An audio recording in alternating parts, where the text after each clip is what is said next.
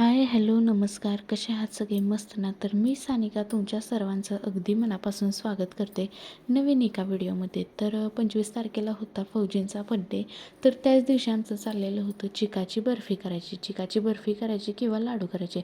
आता चिक हा तर घरचाच होता, म्हणजे घरच्याच म्हशीचा होता. मग त्यामुळे काय सगळे लाडू किंवा बर्फी दोन्हीसुद्धा चालत होते. पण आता ते काय मला किंवा दीदीला एवढे फारसं असं जमत नव्हतं. अश्विनीला पण नव्हतं. तर मग ना, जे आमच्या शेजारच्या आई आहेत का नाही, तर त्यांना बोलून आम्ही ते विचारलेली होती रेसिपी. मग त्यांनी सांगितली जशी तशी आम्ही केलेली होती. पण ज्याचे बर्फी केलेले ना, नंतर आतीने त्याचे लाडू बनवून दिले. एवढंच झालं. आता संध्याकाळच्या वेळेस फौजी साहेबांचा बड्डे चालू होता. तर बड्डेसुद्धा छान असा सगळ्यांच्या सोबत चालू होता. आता दुसऱ्या दिवशी तर फौजी साहेब जाणार होते ड्युटीवरती, म्हणजे 26 तारखेला जाणार होते. मग आदल्या दिवशी त्यांच्यासोबतचा हा क्षण अविस्मरणीय होता. माझ्यासाठी तर होताच होता. आणि दीदीनं छान असा बर्थडे केक ना केलेला होता. आता भैया आलेला होता ह्यांचा बड्डे घालण्यासाठी. मग त्याने येताना दीदीला ऑर्डर दिली, पण दीदीला इतका दिवसभर बड्डेचे केकची ऑर्डर होती ना, तर तिने तो कॅन्सल केला. ती म्हणली की प्लीज माझ्यासाठी बाहेरून आण, मी आत्ता काही तुझी ऑर्डर नाही घेऊ शकत. म्हणजे ऑर्डर म्हणजे काय, घरातल्या घरात काय पैसे द्यायचे. तो म्हणला की मी दाजींसाठी बाहेरनं केक आणणार आहे, ते बाहेर पैसे देण्यापेक्षा मी तुलाच देतो. मग असं त्याचं म्हणणं होतं. मग दीदी म्हणली नाही अरे, मी नाही करू शकणार, कारण की दीदीला त्यावेळेस 4 ते 5 ऑर्डर होत्या. मग दिवसभर सगळं काम वगैरे करायचं आणि नंतर मग ते ऑर्डर कंप्लीट करायचे. मग त्यावेळेस काही कंप्लीट होणार नव्हतं, कारण की मलासुद्धा फौजी साहेबांसाठी आता जाणार म्हणल्यावरती त्यांच्यासाठी खाऊ वगैरे करून ठेवायचा होता. खाऊ म्हणजे काय, आता जे चिकाचे लाडू वगैरे केले ते होते. तिखट शंकरपाळी, चकली आणि बाकीचं जे काय असेल ते चटण्या वगैरे करायच्या होत्या. आता चटण्यानंतर कॅन्सल केल्या आणि नंतर जवंजाच्या चटण्या आणायला भैयाला सांगितलं, कारण की ते म्हणले की जास्त काही दमत बसू नकोस, बाहेरून एखादी दुसरी वस्तू आणली तरी मला चालेल, काय एवढं त्याचं नाही. मग त्यांनी सांगितलं, मग बाहेरून आणलं. आणि नंतर संध्याकाळच्या वेळेस बड्डे चाललेला होता. तर कृष्णाचं छान असं खेळायचं चालू होतं, कारण की त्याची रोजची मित्रमंडळ दिसत होती त्याला, आणि नवीन घरात काहीतरी चालत असं त्याला वाटत होतं. आता माझ्या बड्डेनंतर तर पप्पांचा बड्डे होते हे तर त्याला काही कळणार नाही, पण घरात काहीतरी चालू आहे, सगळेजण जमलेत म्हणल्यावर हे तर त्याला नक्की समजत होतं. आणि त्याच्या आसपास जेवढी माणसं असतील ना, तेवढी त्याला जास्त बरं वाटत असतं, म्हणूनच तो निवांत खेळत होता. आता त्याचं काही रडणं वगैरे नसतं, त्यामुळे ते सगळ्यांना बरं वाटत असतं, कारण की आपण आपलं काम थोडंफार इकडं तिकडे करू शकतं आणि आपल्यालासुद्धा थोडासा वेळसुद्धा भेटू शकतो, त्यामुळे त्याचं बरं वाटतं. तो त्याच्या खेळण्यामध्ये होता, तर बाकीचे सगळ्यांनी तयारी करत होते. भैया आणि विनायक दोघंजण आलेले होते. मग त्या दोघांनी सुद्धा बड्डे सेलिब्रेट केला. छान असा बड्डे झाल्यानंतर ना, आमचं जेवण वगैरे झालेलं होतं, म्हणजे जेवण वगैरे करणार होतो. भैया त्यांना तर काही लवकर पाठवणारच नव्हतं, कारण की जेवणाला सुद्धा आम्हाला उशीर झालेला होता. मग त्या दोघांना जेवून खाऊनच पाठवायचं होतं. ते दोघंजण नाही नाही म्हणले तरी आपलं कर्तव्य आहे की आपण त्यांना जेवून खाऊनच पाठवायचं. दरवेळेस आले की असेच जाणार, त्यापेक्षा नाही म्हणलं, ह्यावेळेस काहीही करून ह्या दोघांना जेवून खाऊन पाठवायचंच.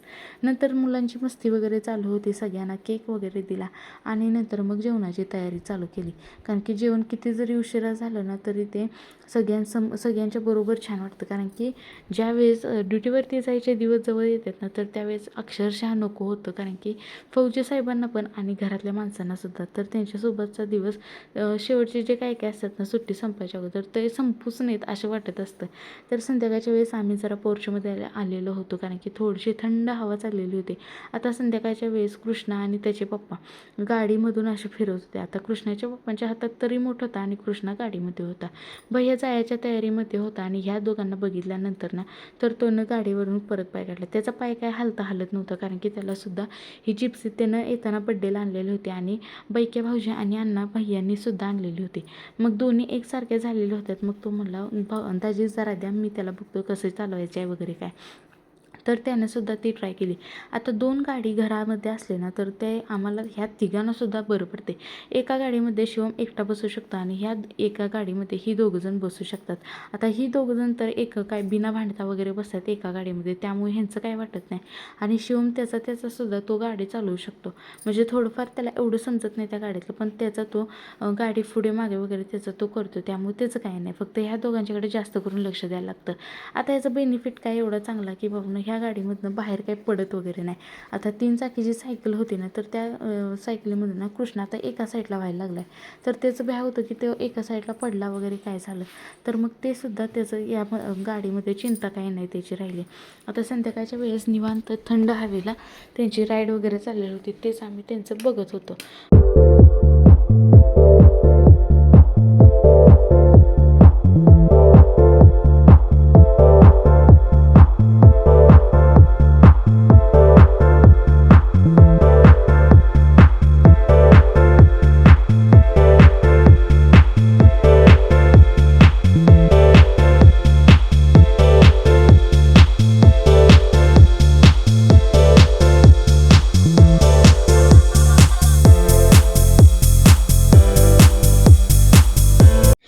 आता हे सगळं झालं, पण दुसऱ्या दिवशीचा दिवस अक्षरशः नको वाटतं, कारण की त्या दिवशी तर फौजी साहेब जाणार होते ड्युटीवरती आणि जाताना ज्या रोडने ते जातात ना तर त्याच रोडला मोठे दाजी म्हणजेच दीदीचे मिस्टर अभिजित दाजी त्याच रोडला आहेत. मग जाता त्यांनासुद्धा थोडासा खाऊ बांधून वगैरे ठेवला, म्हणजे दोघांना एक साथ एक संकट खायला दिलेलं होतं. आता हे किती भारी वाटत असेल त्या दोघांना की जाता माझा मोठा भाऊ मला भेटतोय आणि त्यांनासुद्धा वाटत असेल की घरातून काहीतरी खायला नवीन येणार आणि ते खायला मला भेटणार.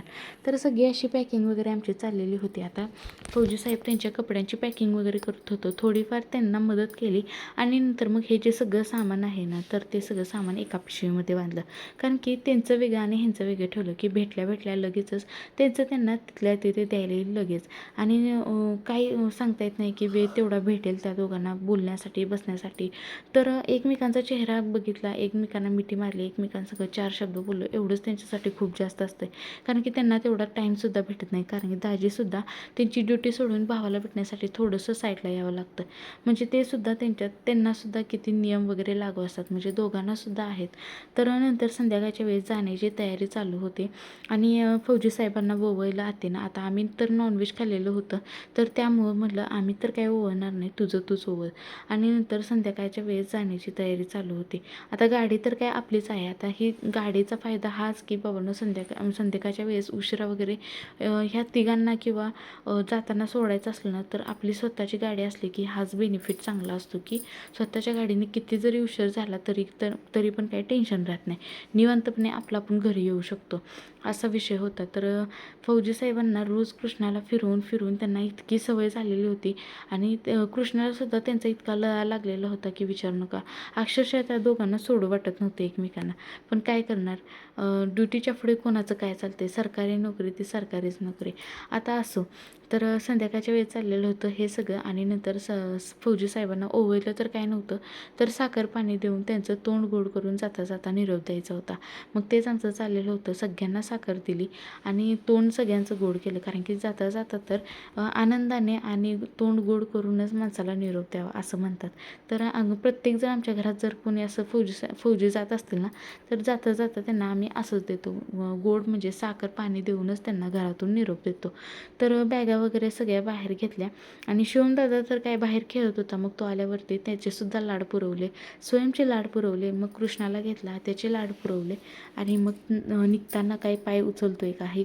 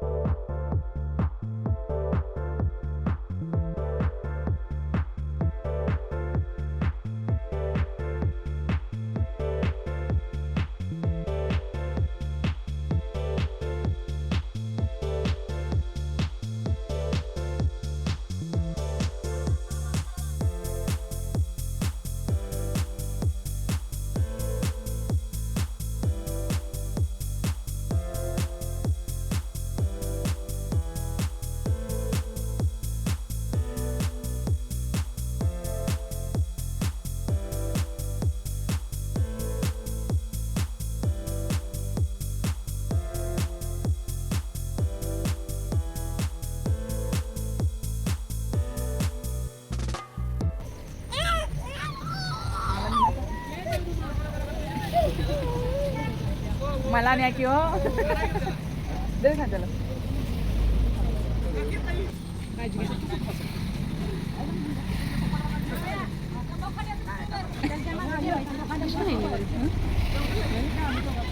आजारी पडलं तरी इकडेच आहे हो य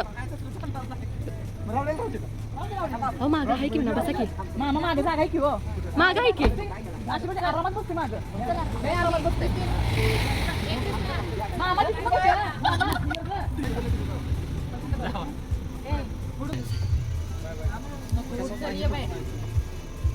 सोडायला हे नको त्याला त्याचा अभ्यास करायची स्वतःची टेस्ट आहे उद्या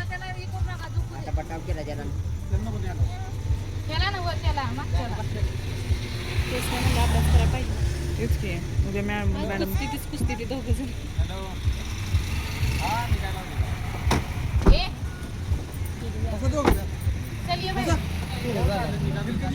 कसा आता या गाडीने फिरून ये. चला आता काय करायचं.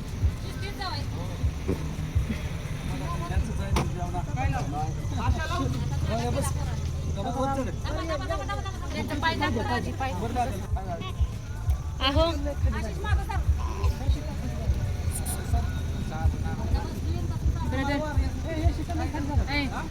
भाऊजी हो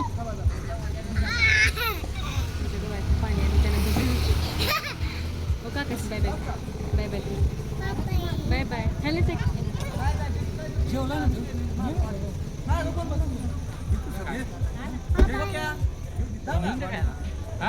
काय नाही बरं तुम्हाला सोडत आहे नको नको सोडणार नाहीत परत नको नको जायचे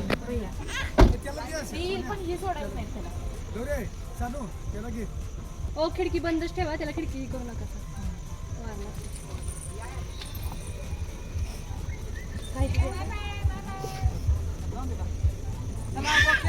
जावा जावा